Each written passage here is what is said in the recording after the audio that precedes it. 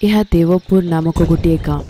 यही गाँव में प्रत्येक रविवार सूर्यास्त पर किछि ग्रामीण मसाल नहीं ढोल बजई गोटे छेली को नहीं जाए गाँ सीमार तार बलि दे से रक्त को गोटे बड़ ताटिया पकई आउ से कला तिल मिसी चाउल मिसई से बड़ पत्थर चारिआडे पकई पाखरे बहुत लुणी नदीर पानी को से हाथ में नहीं पूरा गाँव रे छिंची पछकू न देखी निज निज घर को गले।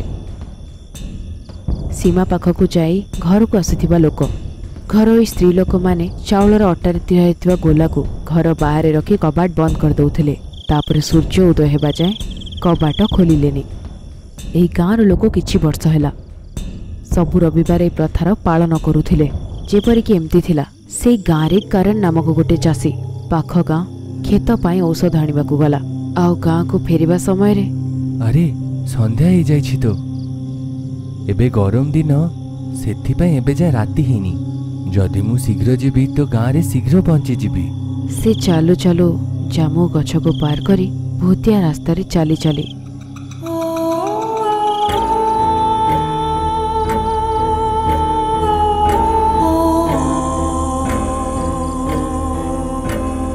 गोटे झियो दूर स्थित बड़ बरगछ डाल रे बसी किछि गाउची।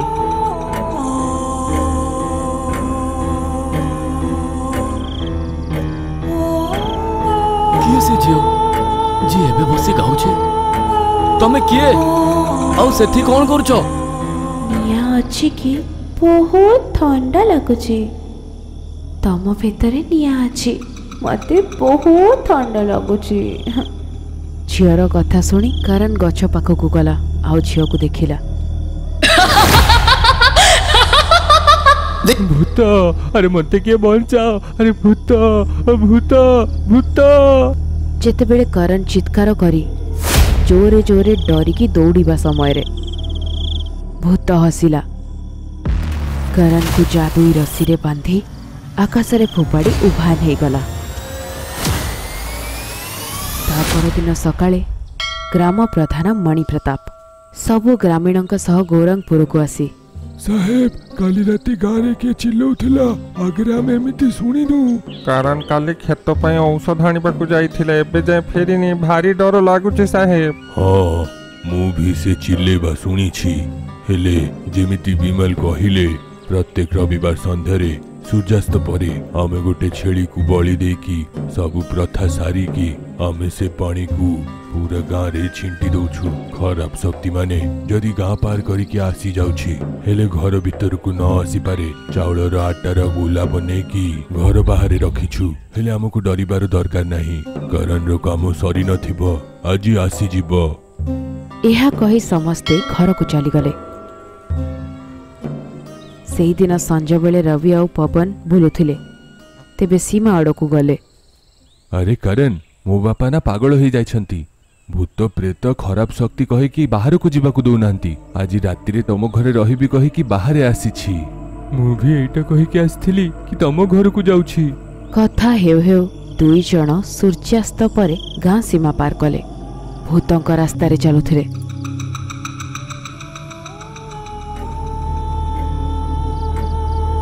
दूर गोटे बरगछ डाल रे बसिथिबा गोटे झियो गीत बंद करी डाकुथिला निया अछि कि मते ठंडा लागुची तम भितरे अछि निया मते बहुत ठंडा लागुची। रवि आउ पवन से कथा सुनी झियर पाखकू गले आउ ता चेहरा देखिला परे भयंकर भूत जोरे चित्कार करी रवि आउ पवन दौड़िकी चली गले। ଭୂତ ଦୁଇ ଜଣଙ୍କୁ ଯାଦୁଇ ରସିରେ ବାନ୍ଧି ଆକାଶରେ ଫୋପାଡ଼ି ଦେଲା।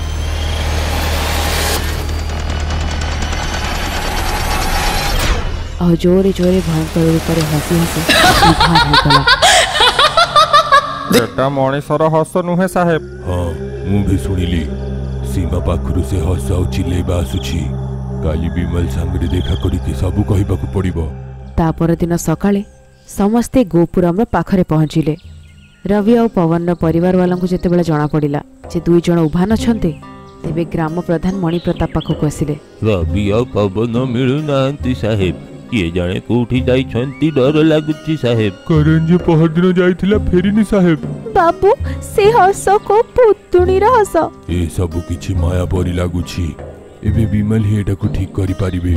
ବିମଲଙ୍କୁ ତପସ୍ୟା ପାଇଁ ଯାଇ ହେଇକି ଆଜି 5 ଦିନ ପୂର୍ଣ୍ଣ ହେଉଛି। ବିମଲ ସାହେବ ଆଜି ସନ୍ଧ୍ୟାରେ ବାହାରକୁ ଆସିବେ। ଚାଲ ତାଙ୍କୁ ସବୁ କିଛି କହିବା ଆଉ ଏହାର ସମାଧାନ ନେବା।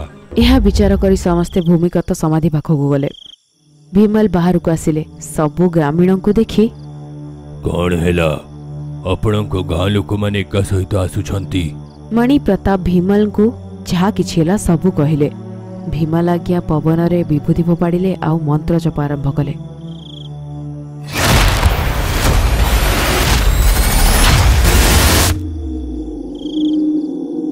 ସ୍ୱାମୀ, ଏହା ଆମର କାମ ନୁହେଁ। ମୁଁ ଆପଣଙ୍କ ମନ୍ତ୍ର ଶକ୍ତିରେ କବଳିତ ହୋଇ ସେ ମନ୍ତ୍ର ସୀମାକୁ ପାର କରି ଗାଁକୁ ପ୍ରବେଶ କରିପାରିବିନି ସ୍ୱାମୀ। ମୋ ସହିତ ଅନ୍ୟ ଆତ୍ମାମାନେ କାହାକୁ କିଛି କରିନାହାନ୍ତି। ଏହି ସବୁ କାମ ସେ ସର୍ବଶକ୍ତିଶାଳୀ ପିଶାଚର ହିଁ କାମ ହେଇଥିବ, ଯିଏ ଭୂତଙ୍କ ରାସ୍ତାରେ ଅଛି। ପିଶାଚ? କିଏ ସିଏ? ଚାଲନ୍ତୁ ଏ ପିଶାଚର ଶେଷ ଦେଖିବା। ଭୀମଲ ଆଜ୍ଞା, ମଣିପ୍ରତାପ ଆଉ କିଛି ଗ୍ରାମୀଣ ଭୂତିଆ ମାର୍ଗରେ ଚାଲୁଥିଲେ। ଭୀମଲ ଆଜ୍ଞା ପବନରେ ବିଭୂତି ଫୋପାଡୁଥିଲେ। ମନ୍ତ୍ର ଜପ କଲା ପରେ ଭୂତ ପ୍ରକଟ ହେଲା। କିଏ ତୁ? ସମସ୍ତଙ୍କୁ କାହିଁ ଡରଉଛୁ? କହ, କିଏ ତୁ? ମୋ ନାଁ ନୀଳବଣୀ। ମୁଁ ଗୋଟେ ପ୍ରାକୃତିକ ଚିକିତ୍ସକ। ଗୋଟିଏ ଦିନ ମୁଁ ଯେତେବେଳେ ଜଡ଼ିବୁଟି ପାଇଁ ଜଙ୍ଗଲ ଆଡ଼କୁ ଯାଇଥିଲି, ମୁଁ ଗୋଟିଏ ବଡ଼ ଗୁମ୍ଫା ଦେଖିଲି। ଆଉ ସେଇଠିକି ଗଲି। ସେଇ ଜାଗାରେ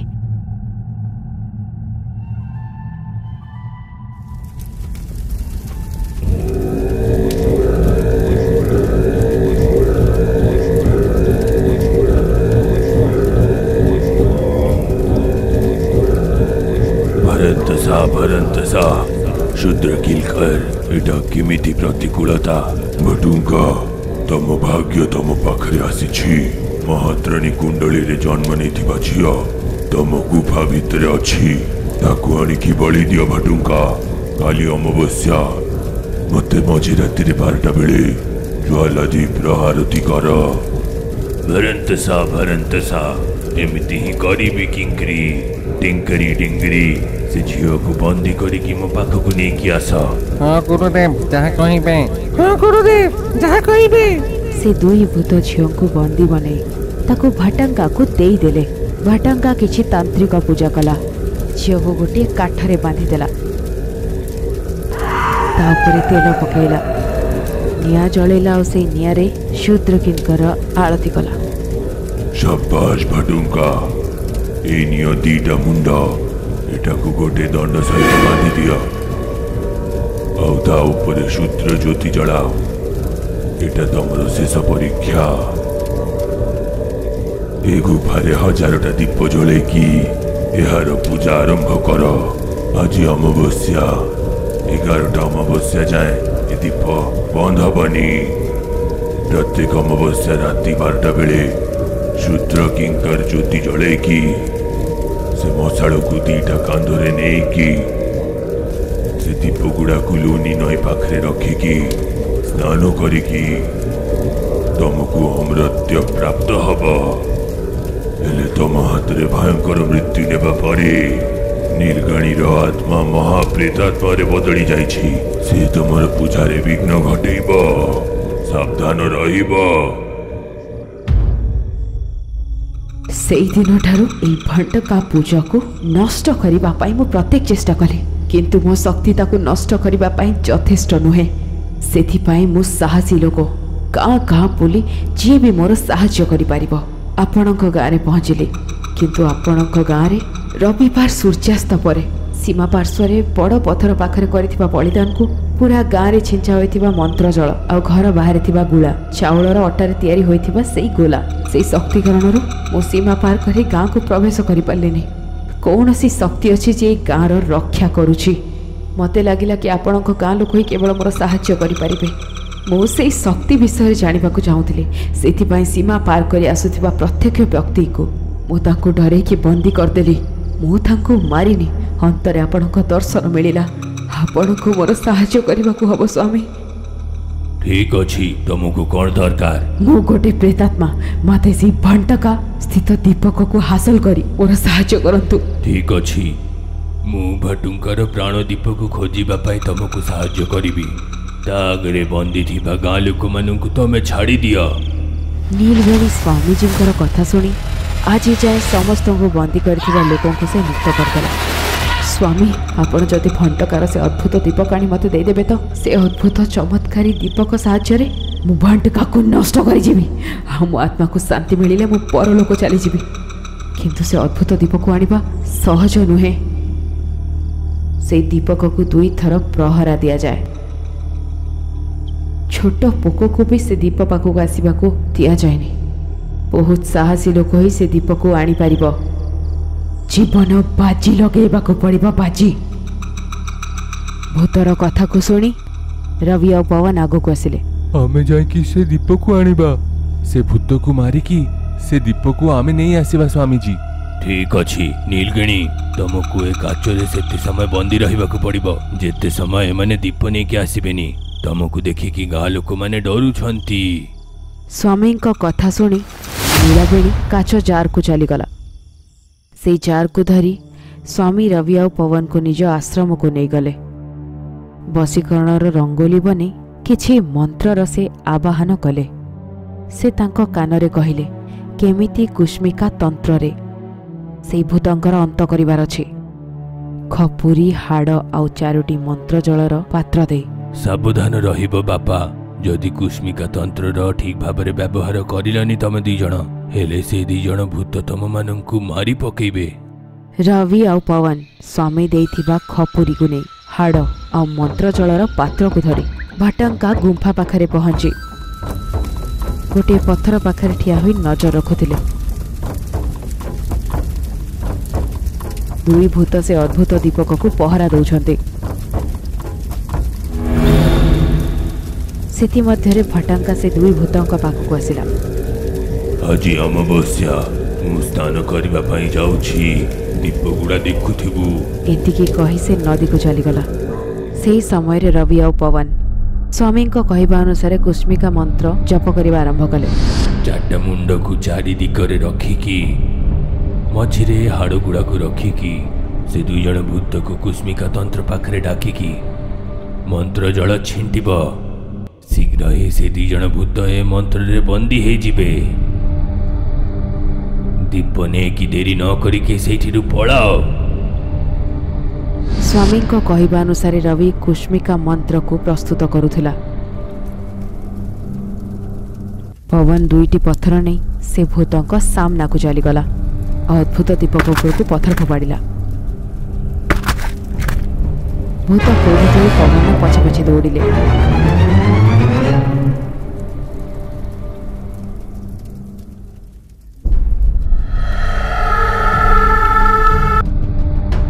जेमिति तंत्र मध्य पशिले तुरंत रवि मंत्र जल से खपुरी ऊपर फोपाड़ी देला।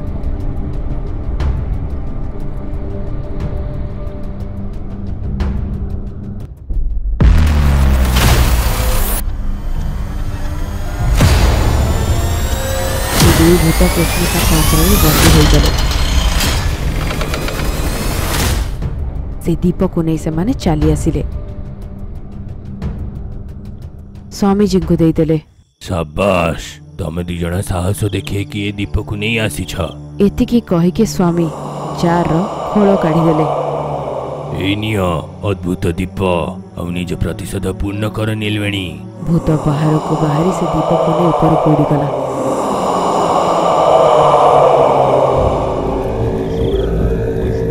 नदी स्नान करी भटंका कांधरे मशाल नहीं आगक बढ़ुला।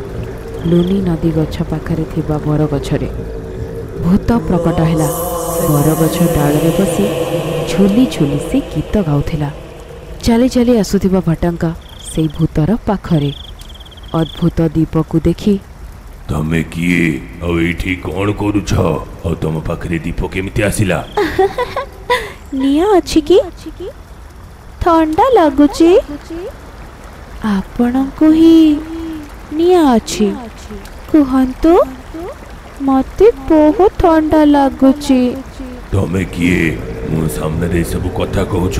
ମୁଁ ଗୋଟେ ମହାନ ତାନ୍ତ୍ରିକ। ଆଗରେ ମୋତେ ଦୀପ ଦେଇଦିଅ।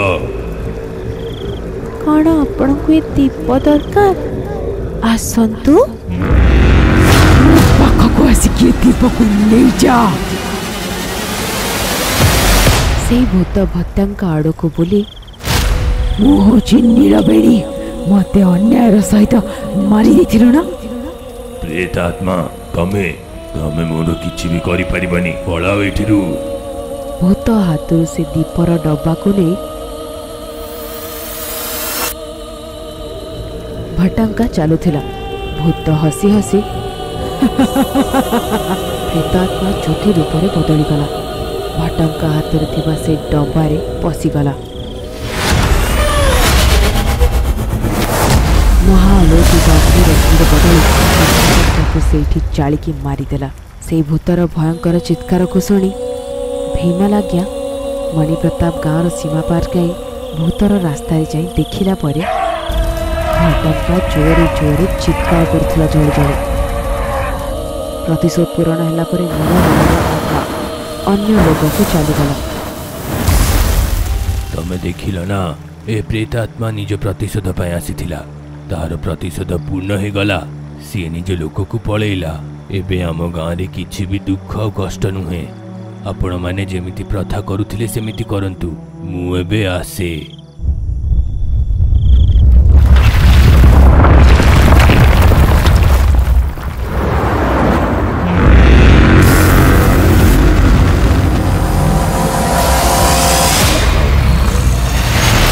शिष्य को ही तमे मारिब। मु तमको भयंकर मृत्यु देखेबी। आसुछि मु किंकर शूद्र किंकर।